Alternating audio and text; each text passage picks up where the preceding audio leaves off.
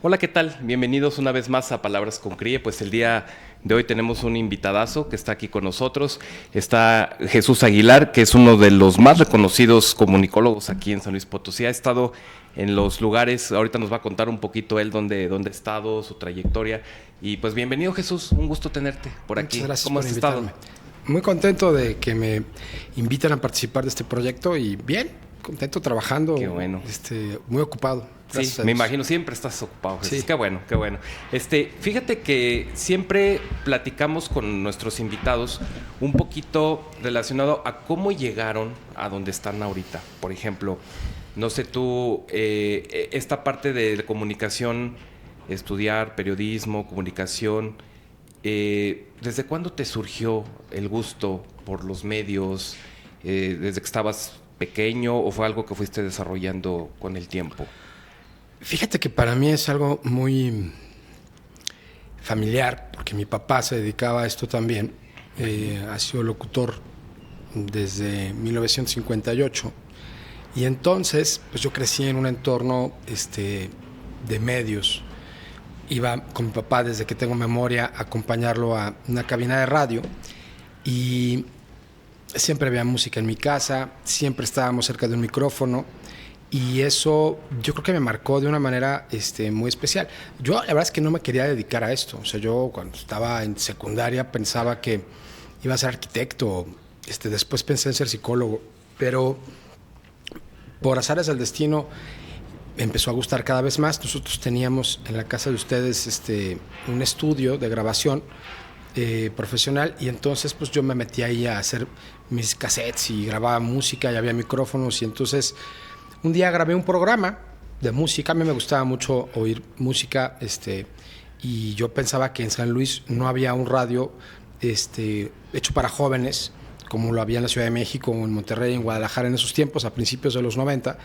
Y entonces hice un programa, tenía yo 14 años, le gustó a mi papá, se lo llevó al que era entonces el dueño de MBS Radio en San Luis, don Elías Navarro Martínez, al que recuerdo con mucho cariño y agradecimiento, y dijo así, o sea, fue algo muy rápido, no hubo castings, no hubo nada, nada más dijo, sí, estás bien, vente ya mañana en la tarde al aire. Wow. Y entonces empecé a foguearme muy joven. Sí, 14. Hice un verano y regresé a la escuela y mi papá me dijo, pues tienes que mantenerte. Apenas iba a entrar a preparatoria. O sea, esto fue el trance entre tercero de secundaria y preparatoria. Yo quería seguir. Hay una sensación muy particular cuando estás al aire. Te da una conexión muy particular con la gente y entonces yo quería seguir. Pausé unos meses hasta que lo convencí y en enero ya formalmente del 92 empecé con mi primer programa y bueno, pues con pequeñas pausas, pero prácticamente llevo 33 años ininterrumpidos trabajando. Wow, sí. Wow, bastante tiempo. Oye, y por ejemplo, tú en la primaria, ¿cómo te iba con las materias? ¿Sí eras del cuadro de honor? ¿Eras así? Fíjate que las matemáticas y yo nunca fuimos muy amigos, pero las ciencias sociales se me facilitaban. Ya. Era muy fan de la historia, especialmente. Me gustaba mucho participar en las cuestiones artísticas. Me gusta la música, me gusta cantar. Llevaba clases de música de niño. Entonces tenía muy claro ese rubro. Creo firmemente que, como ahora lo he descubierto cuando me toca tomar decisiones con mis hijos, que este rollo de no es tan bueno en matemáticas, hay que ponerlo a estudiar matemáticas, no necesariamente es lo mejor, exacto. Sino más bien empujar una vocación natural que tú vas desarrollando. Si tienes una inclinación, si tienes facilidad, si tu cerebro desarrolla mejor tu inteligencia, ya sea artística, matemática, o de otro nivel, pues seguramente lo mejor es empujarla. Y yo creo que conmigo fueron muy pertinentes mis padres en darme condiciones para que yo desarrollara eso. Mi papá me llenó de libros, de discos. Obviamente podía ver películas. Siempre tuve como esta condición de estar muy atento al mundo y fue formando un poco digamos que línea de enseñanza práctica que supera un poco lo que me tocó vivir inclusive en lo académico. Entonces nunca fui un un tipo de cuadro de honor. Sí sacaba 10 en algunas materias, en otras de plano ahí las sí me mal, o estaba yo ocupado en cosas, ¿no? Por ejemplo, es una anécdota famosa que cuando terminé prepa no recibí mi título de bachiller en la ceremonia en el Instituto Potosino porque reprobé deportes porque no iba. Tenía que levantarme muy temprano a las 7 los sábados para ir y no iba. Yo ya trabajaba en ese momento, como te digo, y entonces me daba flojera o ya tenía alguna otra cosa y no iba. Pero bueno, a razón de un amigo mío que se ausentó, yo pasé a recoger su título y entonces pude sacarme la foto con el director de la escuela.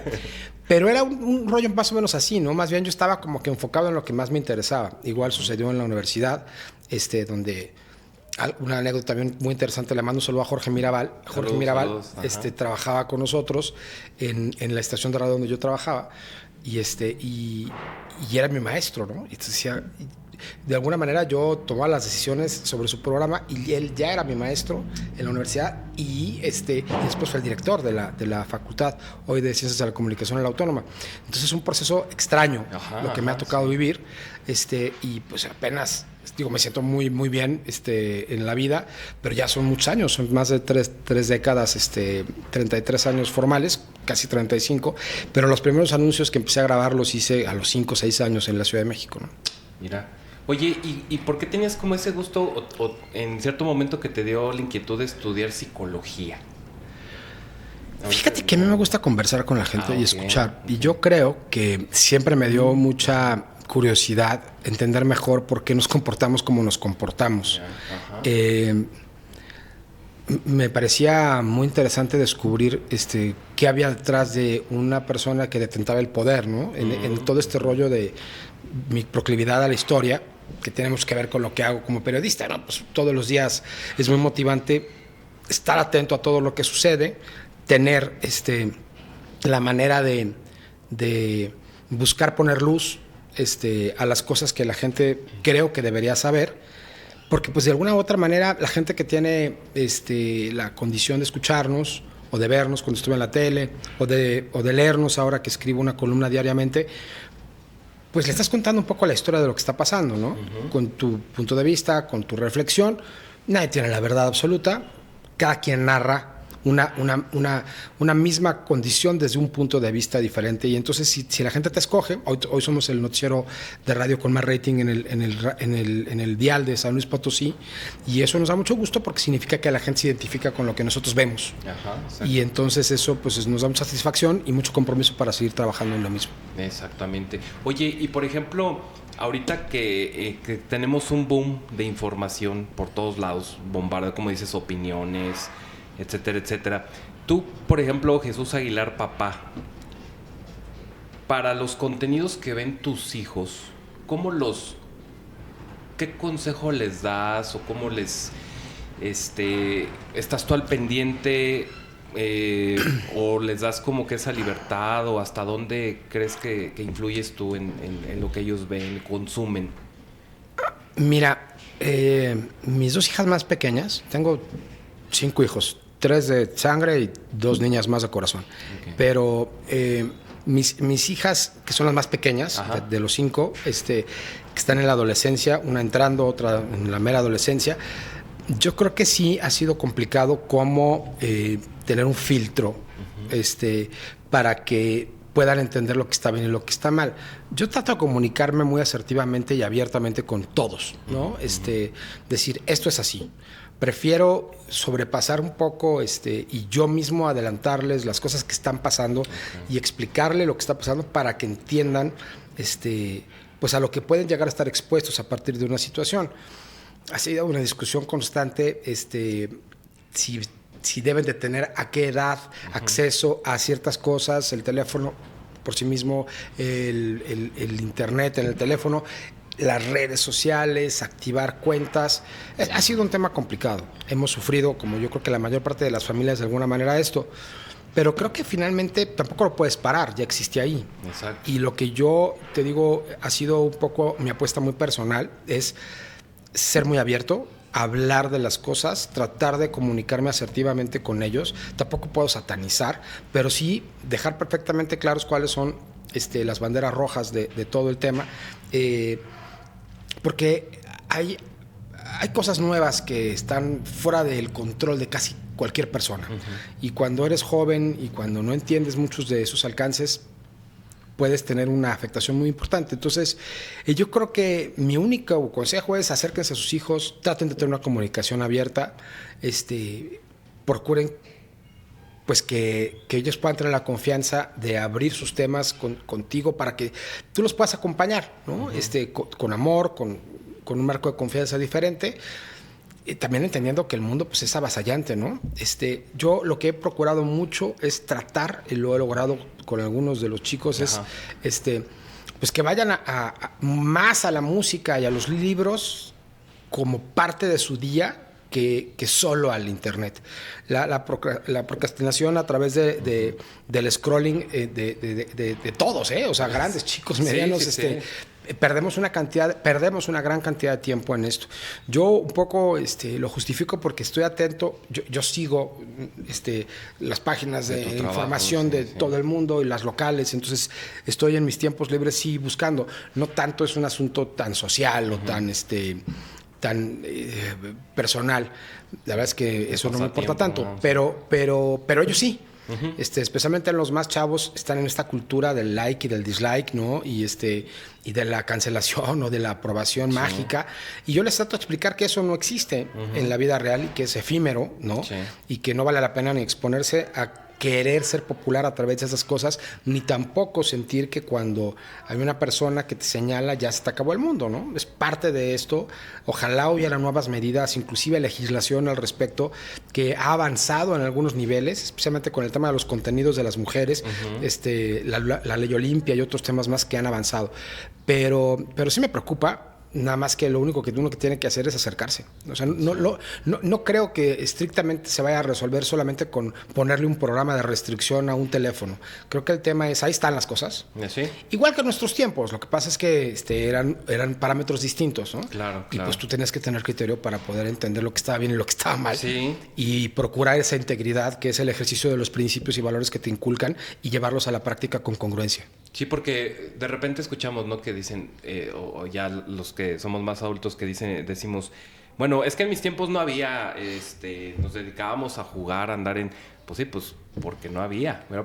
Pero si hubiera estado en ese tiempo, pues igual y hubiéramos estado mucho tiempo quizás ahí en dedicándole a este tipo de situaciones. Y fíjate que esto que tú comentas es tan cierto porque hay una línea muy delgada que es entre la libertad de expresión, la censura, ¿verdad? Porque ya mucha gente, estos temas que comentas tú, dicen, no, es que me están censurando, están contra mi libertad de expresión, de decir lo que yo opino de una mujer o de opinar en cuanto a un tema, etcétera. ¿Tú cómo ves esa delgada línea? ¿Hasta dónde está afectando realmente el que sí vulneren tu libertad de expresión o si ya te estás pasando? ¿Tú consideras que sí es muy susceptible este tema? Mira, yo creo que aquí el tema es la exposición.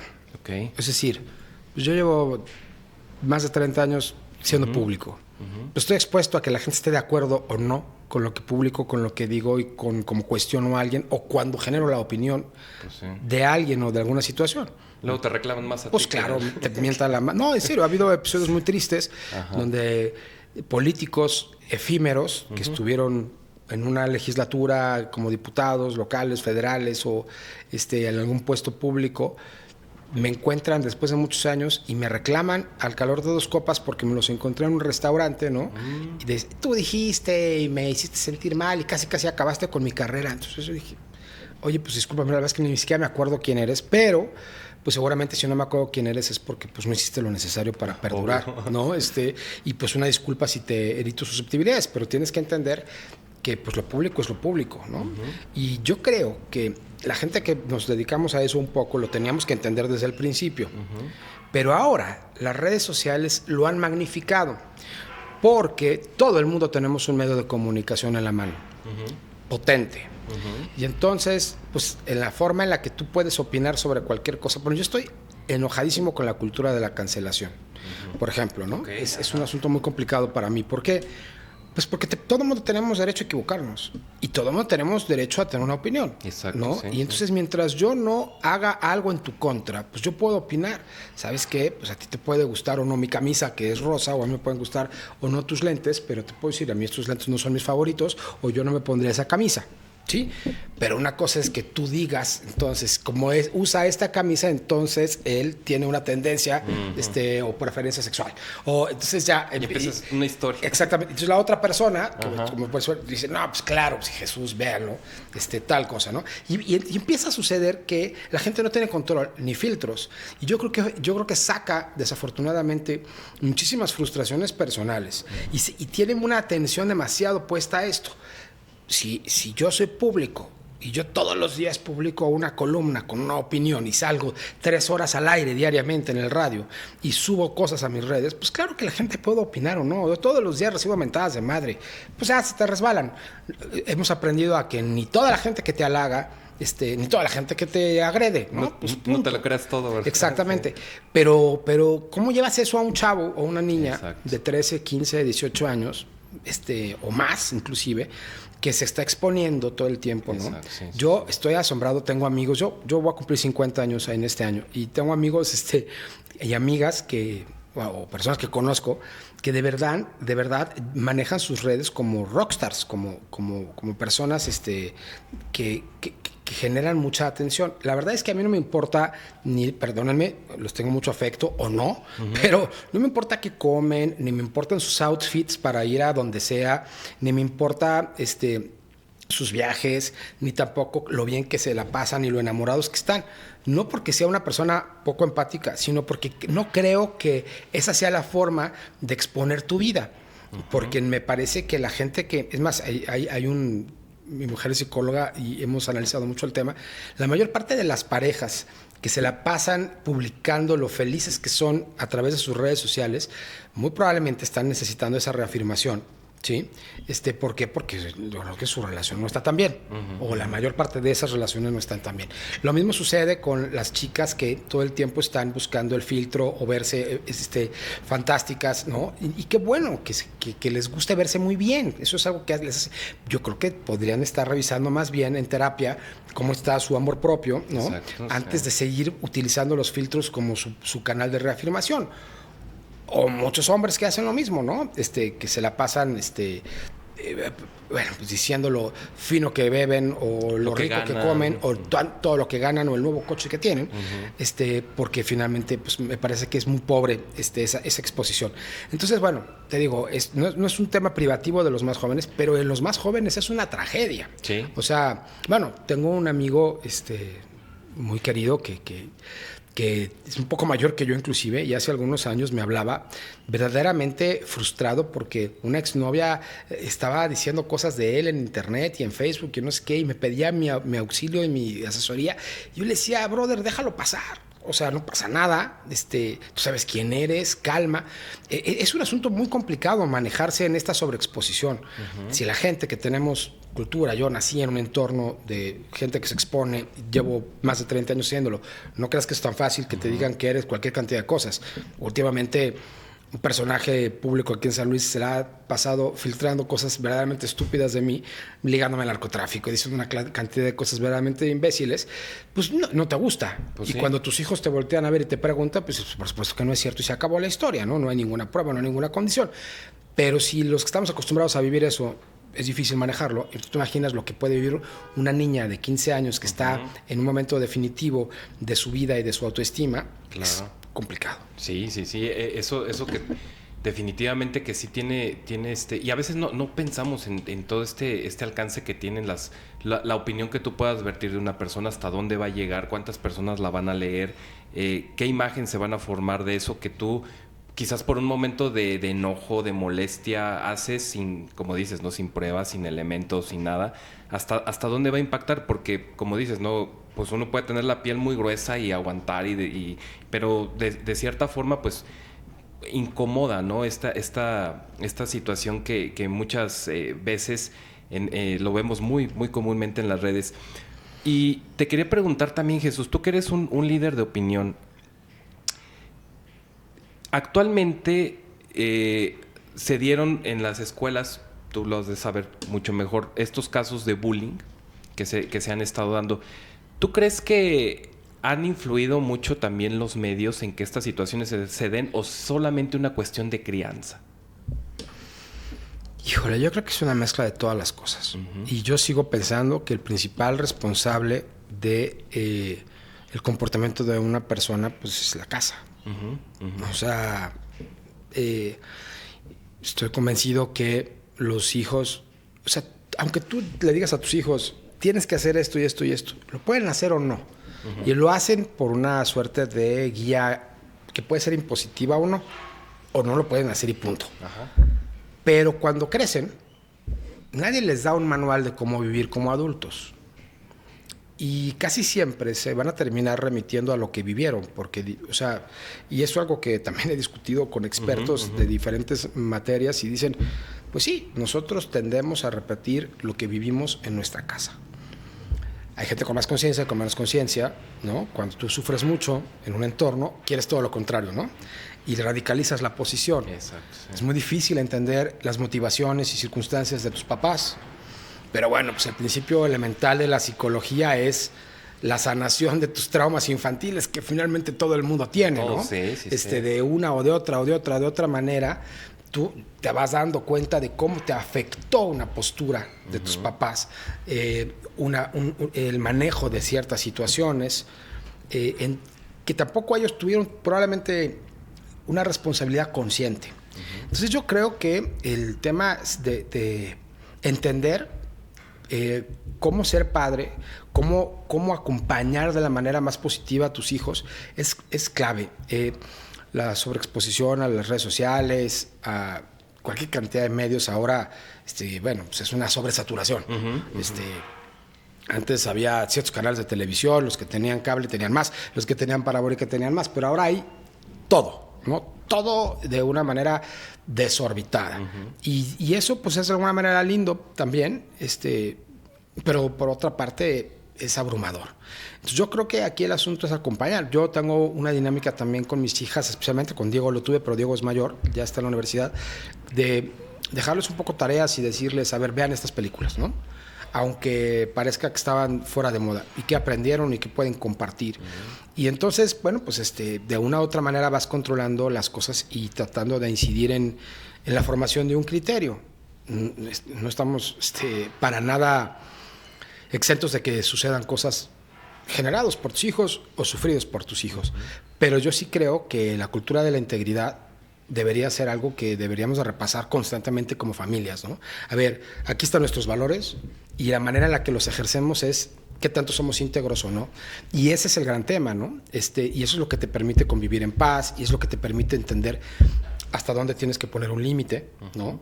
En tu comportamiento y en el comportamiento de alguien que tienes enfrente que está queriendo transgredirlo. Y entonces, pues ese es un asunto que no se aprende en la escuela, es un asunto que se aprende a partir del criterio. Pues, también soy un enemigo de este sistema en el que las chicas están esperando casarse con su príncipe azul y ahora hacen unas bodas cada vez más, son como medios tiempos del Super Bowl y se gasta el padre toda una fortuna de una vida por algo que termina muy mal, casi siempre porque no estaban sólidos ni para poder ni conocerse, ni entenderse, ni compartir una vida, y el replanteamiento de los roles y la ama de casa contra el proveedor. Yo creo que todas esas cosas deberían de cambiar en función también de que tengamos nosotros un desarrollo de conciencia y que seamos personas progresistas, que empecemos a decir, ok, a ver, ¿qué viví? ¿Cómo lo voy a repetir o no? ¿En qué sentido voy a educar a mis hijos para esto? Y cambiar un poco el chip, porque evidentemente estamos ante un modelo que creo que está agotado. Las parejas terminan viviendo o un infierno para siempre, apegados a ese sistema, o terminan rompiendo familias a partir de que no encontraron la persona adecuada, ni siquiera se conocían lo suficiente ellos mismos para poder emprender una aventura compartida. Muchas mujeres se han quedado desafortunadamente en una suerte de disautonomía real del ejercicio de sí mismas en el mundo. ¿Por qué? Porque eran dependientes del papá y después fueron dependientes del marido o de un sistema. Entonces, eso yo lo quiero, ¿no? Te digo que tengo 5 hijos, 4 son mujeres y yo estoy en esa misma dinámica de decir, chicas, vayan a la vida con todo, ¿no? Y fortalezcan esto, y en todo lo que les podemos apoyar para que sean totalmente autónomas y que puedan tener una condición diferente. Y tú, Diego, tienes que ser el primero que respete absolutamente todas las mayores condiciones. Y a veces es difícil a pesar de sus circunstancias porque también viven en un sistema y no todo el mundo piensa igual y quieres encajar y entonces tienes que ser parte de ciertas condiciones.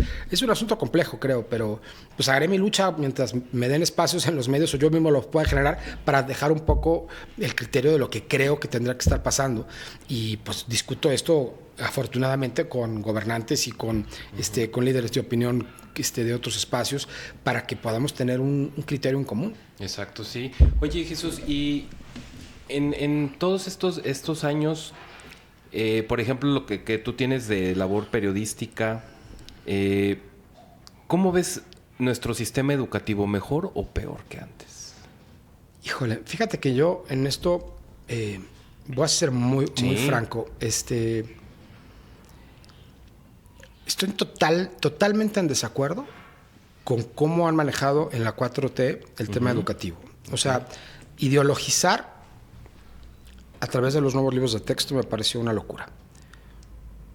Ya teníamos una suerte de ideologización pasada, pero me parece que en eso sí tenemos un problema porque no hay equilibrios. Es decir, el país no es un país, son varios países que tienen diferentes posturas. Y efectivamente yo creo que nadie de la gente que es como la clientela de la 4T, que es muy respetable, que es gente muy trabajadora y que ha sufrido muchísimo, que es la mayor parte del pueblo de México, pues no tiene tiempo ni siquiera de ponerse a discutir esto, ¿no?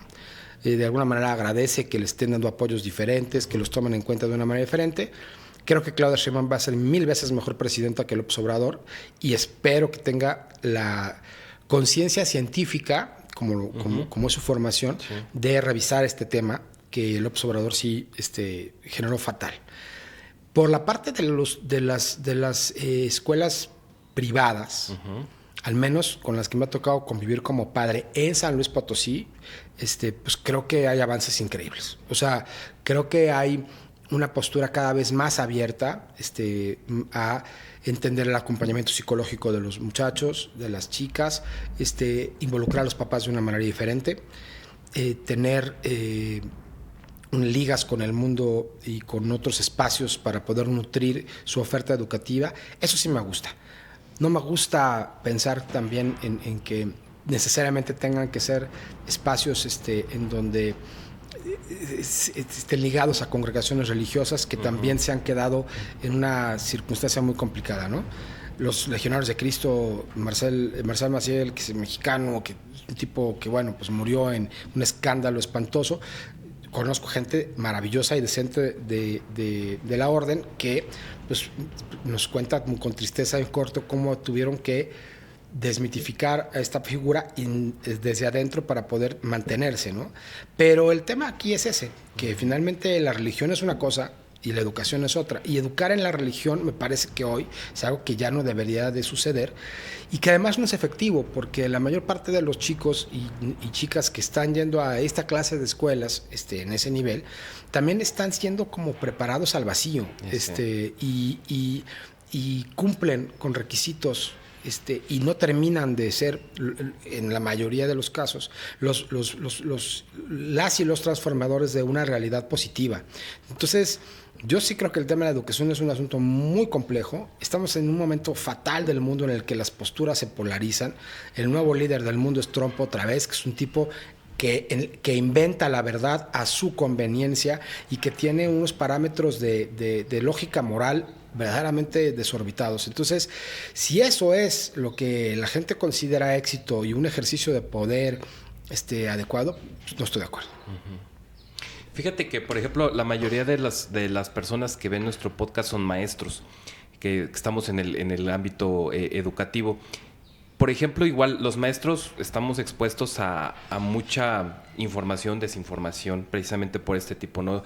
Recientemente, por ejemplo, las marchas de los maestros exigiendo, y de repente salen los políticos a decir, no, es que pues no hagan marchas, están desinformados, no es así, o sea, pues, todo está bien, todo está...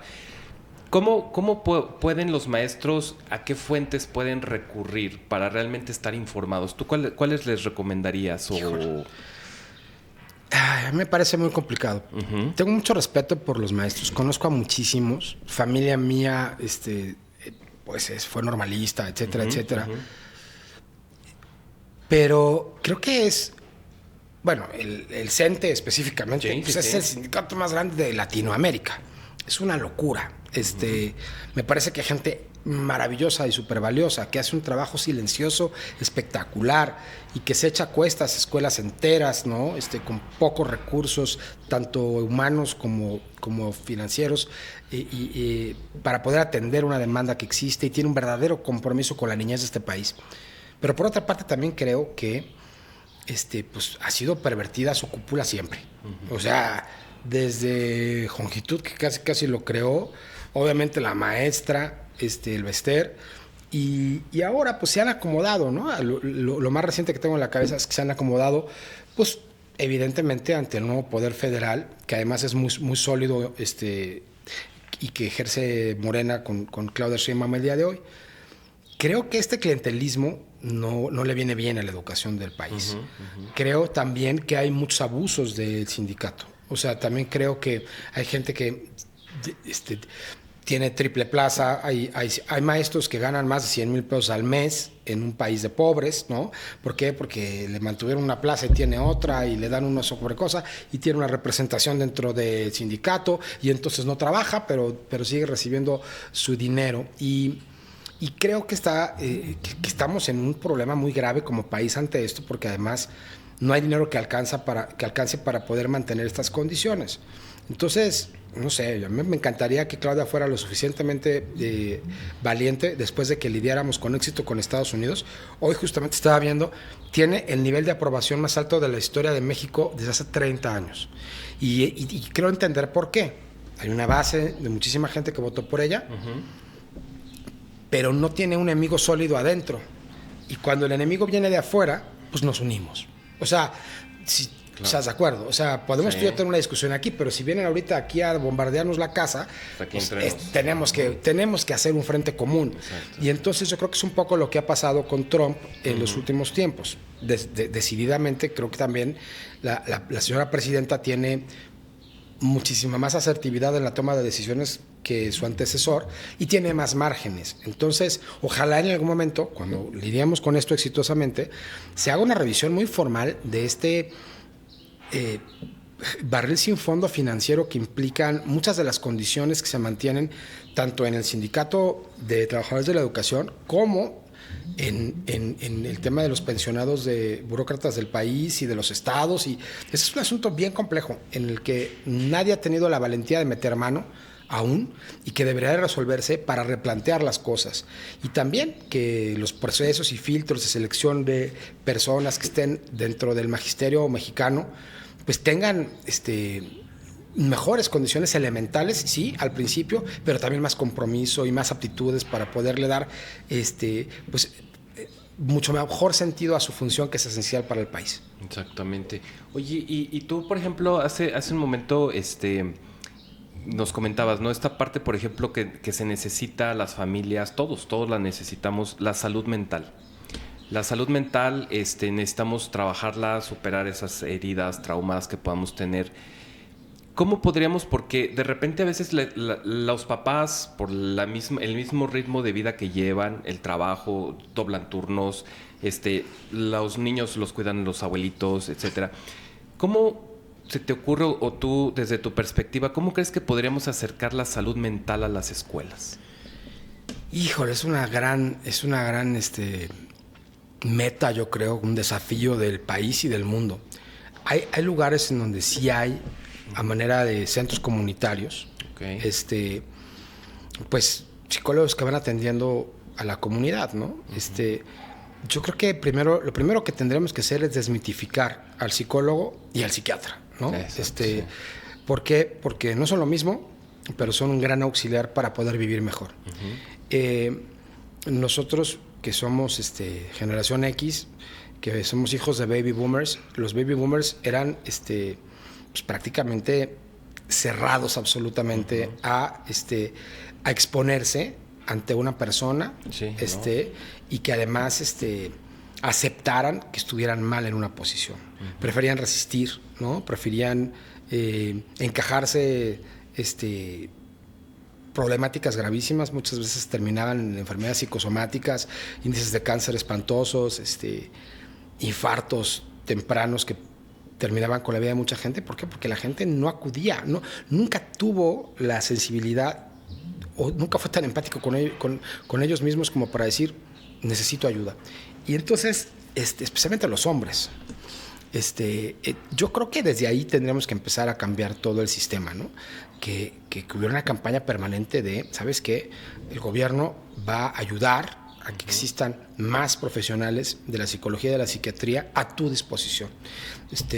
No lo sé, no lo conozco y mentiría. Supongo que sí debe haber psiquiatras en el Seguro Social, en el ISSSTE y en los hospitales públicos del bienestar, ahora se llama IMSS Bienestar, pero yo no me acuerdo que nadie de por sí, con la carga de vida que tenga, se vaya a hacer su cita y vaya, ¿no? A perder las horas. Exactamente. Sí. Entonces, me parece que desde ahí, ¿no?, que los legisladores deberían empezar así como hace poco tiempo me daba mucha risa en principio escuchar el tema de la ley silla, pero luego me mentó la madre, un amigo me dijo, güey, tú no sabes las horas que yo me paso parado todo el día. O sea, es diferente que tú estés de barista, ¿no? Claro. O que estés tú en frente de un como despachador de gasolina, ¿no? A que te hagas un trabajo en otra condición. Entonces, son consideraciones que no habíamos tomado en cuenta. Claro. ¿No? Y creo que tiene que ver lo mismo con tu asunto de salud mental, ¿no? A ver, ¿por qué no en la Ley Federal del Trabajo hay unas nuevas disposiciones en las que le digan a la empresa, tú como empresa necesitas darle tiempo a tu empleado, así como a los padres varones, por ejemplo, ¿no?, que ahora tendrías tu derecho igual a recibir a tus hijos, ¿no?, cierta cantidad de tiempo antes y después del parto, como las mamás lo tienen. ¿Por qué? Pues porque también es tu obligación y es tu responsabilidad. Desde ahí estamos nosotros fomentando el patriarcado. Exacto. En el sentido de la salud mental, pues también debería de haber muchísima más disposición, pero la gente que nos puede estar viendo y escuchando, pues que le diga a su jefe, oiga, ¿qué cree? Es que tengo que ir, me tengo que salir 2 horas cada semana del trabajo porque es la hora que se puede para ir a terapia. Pues por supuesto que te va a decir que no. No, pues empezamos por el jefe, sí. ¿No? O te va a descontar el tiempo, o te va a decir, yo necesito a alguien que tenga compromiso del 100%. Se ponga la camiseta, ¿no? Sí, pero finalmente yo también he visto la evolución de muchas empresas en donde recursos humanos va teniendo otra perspectiva y donde entienden que la única manera de fomentar efectivamente la productividad, independientemente de los programas, independientemente de los sistemas, independientemente de los expertos a los que puedes recurrir, asesores, es buscando el bienestar individual. Y entonces empiezas tú a pensar en otro sistema. El bienestar que tanto nos venden ahora como parte del andamiaje sistémico de la 4T debería empezar a tener otra clase de exigencias, ¿no? Porque, pues sí, o sea, a ver, te doy una ayuda, ¿no?, que no te daban antes, estoy de acuerdo, pero eso no significa que vas a realmente vivir mejor. Lo que necesito es que vivas mejor de una manera integral. Exacto. ¿Cómo estoy gastando en cosas que no debería de gastar? ¿Cómo permito que siga habiendo corrupción aunque diga que no? Y hay tantas filtraciones de dinero en Pemex, por ejemplo, que sigue siendo una de las empresas menos redituables del mundo, ¿no?, con más carga y con más expectativas de un gobierno que regresó a algo que no deberíamos ni siquiera de tomar en cuenta, que es la explotación de los combustibles fósiles, ¿no? Entonces, bueno, hay un chorro de cosas que tendríamos que estar replanteándonos hoy en el país, pero esencialmente sobre el tema de la salud mental, pues que el gobierno se haga consciente desde las legislaciones, que exija a las empresas que suceda, porque así como pensamos muchos que no iba a suceder, que ya no te dieran bolsas de plástico en el súper, pues ya pasó y te acostumbraste y se acabó, ¿no? Y ahora ha habido aumentos graduales en el salario mínimo y pues se hace la pausa. Y ahora van a entrar aranceles y vamos a tener que buscar que el consumo interno sea mayor, porque esa va a ser la salida, ¿estás de acuerdo? Sí, pues, sí. Pues si yo estaba acostumbrado a comprar una pasta Colgate que es importada, pues voy a comprar ahora la mexicana, ¿no? ¿Por qué? Pues porque no, pues me va a costar más barata. Más barata, sí. Y entonces incentivar el consumo interno, pues es una salida. Vas adaptándote. ¿Qué es lo que ellos quisieron hacer? Decir, quieres entrar al mercado, vas a tener que pagar más. Pero bueno, no se dieron cuenta que a ellos les va a convenir menos. ¿Por qué? Porque parte de lo que consumen esencialmente se genera desde acá a un costo mucho más barato. Pero bueno, estoy combinando muchos temas. No, y es que sí, digo, es que como dices tú, es tan integral todo esto que, pues sí, o sea, son varias aristas ahí que se tienen que atender, porque, por ejemplo, una de las cuestiones que se empezó a hacer ahora con la presidenta Claudia, que médicos estaban visitando, ¿no?, los hogares. Para conocer las personas que necesitaban atención médica, si había adultos mayores que necesitaran. Pues estaría también que mandaran a unos psicólogos, ¿no? Sería sensacional. ¿Verdad que casa por casa? Y yo también creo que, por ejemplo, así como, no sé, la mayor parte del país sigue siendo católico, o al menos dice que es católico. Raíces ¿sí? ahí. Así como cuando te vas a casar, te hacen que vayas a que corren las amonestaciones y todo ese rollo en la Iglesia Católica. Ajá. Y después te mandan a un curso antes de que te cases con tu esposa, etcétera. Así debería de ser también en el registro civil. Oigan, vaya usted y que le revisen la cabeza a la novia y al novio para ver cómo andan, porque seguramente debe haber un protocolo en el que diga, oye, pues este hombre, esta mujer no está lista para vivir en pareja, no está listo para ser autónomo y autónoma, y tiene una serie de temas que no, por Dios, eso nos evitaría que ellos tengan muchos problemas más, que traigan al mundo hijos que van a vivir un infierno, ¿no? Y que se conviertan en otro fracaso más de una sociedad que está podrida, buscando nada más cubrir los requisitos del sistema para poder sobrevivir. Entonces, podría ser, ¿no? Estaría genial, sí, verlo por ese lado. Pues te agradecemos de verdad, Jesús, muchísimo el tiempo que nos has dedicado. Finalmente, unas pequeñas preguntas rápidas. Sí. Javier Alatorre, Joaquín López Dóriga. Joaquín López Dóriga. ¿Televisión o radio? Radio. ¿Radio o redes sociales? Radio. Perfecto. Sí. Muy bien. Excelente. Sí. Te agradecemos muchísimo, Jesús, de verdad. Hemos disfrutado, se nos fue el tiempo, pero rapidísimo. Queremos invitar a nuestro público que nos sigue, que escuche. De verdad, yo a Jesús lo conozco de hace ya varios años y siempre su opinión, como ustedes escucharon, propicia la reflexión siempre, y eso creo que es algo que es muy, muy importante. Jesús, ¿dónde pueden escucharte? Digo, la mayoría de la gente te escucha, obviamente, pero ¿dónde te pueden seguir? ¿Dónde pueden...? Bueno, mi cuenta de X, antes Twitter, es Jesús Aguilar SLP. Perfecto. Es muy fácil de recordar. No todo el tiempo subo los mismos contenidos, la tengo un poco abandonada, pero sí pueden escucharnos en MG Radio, que tiene 4 estaciones.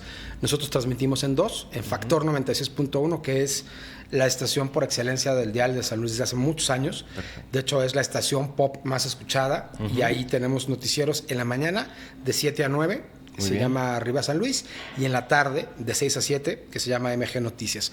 El de la tarde además se transmite simultáneamente en Más FM, que es 99.3. Y aparte pueden buscar Factor, por ejemplo, que es donde salen los 2 noticieros, en iHeartRadio, que es una plataforma muy sencilla, gratuita, donde se oye con gran calidad para que donde estén, a la hora que quieran, pueden escucharnos. Aparte tenemos Arriba San Luis en Spotify. Si ustedes se quedaron con ganas de escuchar un contenido todos los días, pueden buscar Arriba San Luis o MG Noticias, y también los segmentos de entrevistas y de bloques de información que vamos presentando todos los días. Aparte de eso, todos los días escribo una columna para Antena San Luis que se llama El Radar. De lunes a viernes se publica, y pues tengo en mis redes personales y las de MG Noticias también hay algunos espacios para poder conectar con la gente. Excelente, pues te agradecemos muchísimo, y ya saben, entonces pueden seguir a este líder de opinión aquí en nuestro San Luis. Les agradecemos mucho y nos vemos en la próxima de Palabras con CRIE. Hasta luego, que estén muy bien.